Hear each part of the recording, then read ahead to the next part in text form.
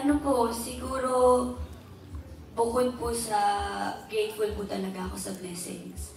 Grateful din po ako sa mga boss, sa mga producers and directors na sumusugal pa rin sa akin na tingin nila I can do the role, I can fit for the role na binibigay nila.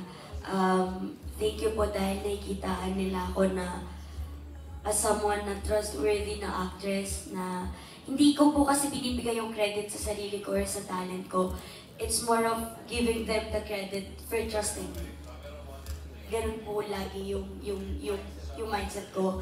Kaya whenever there's a project po, hindi po siya because of me, it's because of them.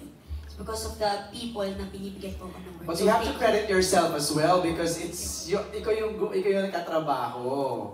Diba?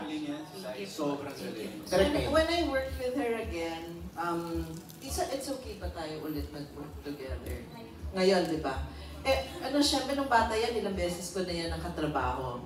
So, when we work together sa It's Okay, hanap talaga, as in like, one, memorize ang lines right away, continuity, alam na alam niya, at talagang, she's a natural. She's a natural, as in, comic timing, wit, quick wit, as in, kaya talagang natuwa ako na naka-work ko siya dito sa It's Okay, na-remind ako, sabi ko, oh my gosh, I'm so happy that, you're getting work tuloy-tuloy, and people are appreciating you.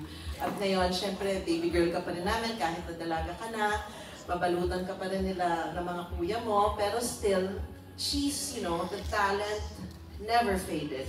So, and I'm excited to see her grow pa. Not grow, but grow.